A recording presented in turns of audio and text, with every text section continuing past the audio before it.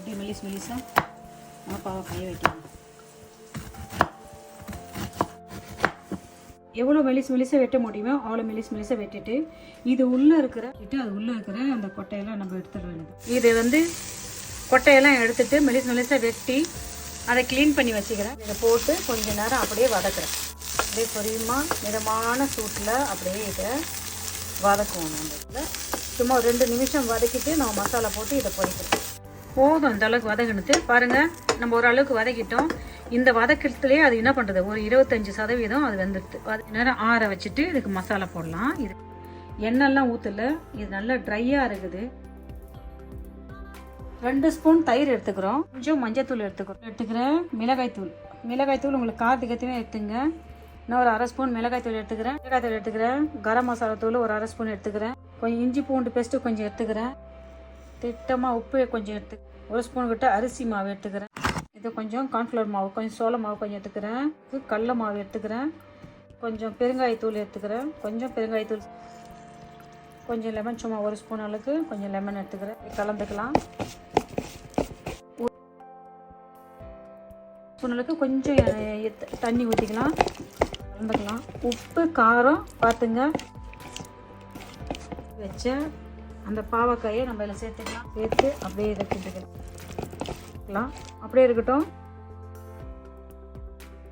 கொஞ்சம் மசாலா ஊற்றோம், நம்ம எடுத்து வறுக்கலாம். 10 நிமிஷம் ஊறிடுது. நம்ம எடுத்து எண்ணெயில் போட்டு வறுக்கலாமா?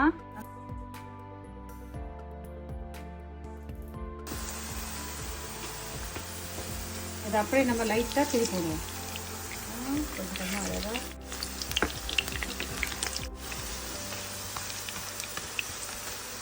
இதை லைட்டாக திருப்பி விட்டுட்டு அப்படியே நம்ம அழகாக அப்படியே பச்சை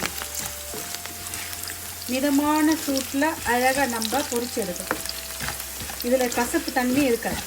நம்ம ஒரு மேஜிக்கெல்லாம் பண்ணிட்டோம்ல, கசப்பு இருக்கக்கூடாதுன்றது மேஜிக்கெல்லாம் பண்ணிக்கிறோம். என்ன மேஜிக் பண்ணிக்கிறோம்?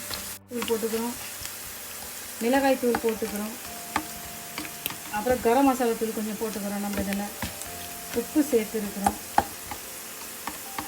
அரிசி மாவு சேர்த்துக்கிறோம், சோள மாவு சேர்த்துக்கிறோம், கடல மாவு சேர்த்துருக்கோம்.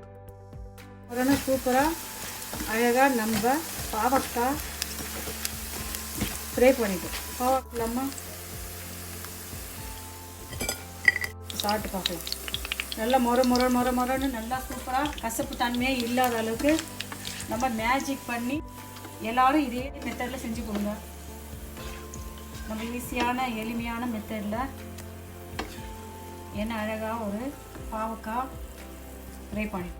அழகான ஆரோக்கியமான எளிமையான முறையில் நம்ம பாவக்காய் வரவல் செஞ்சிட்டோம். பாவக்காய் ஃப்ரை பண்ணிட்டோம். நீங்களும் இதே மெத்தடில் செஞ்சு பாருங்கள். ரொம்ப சூப்பராக சுவையாக நல்லா டேஸ்ட்டாக இருக்கும். செஞ்சு பாருங்கள்.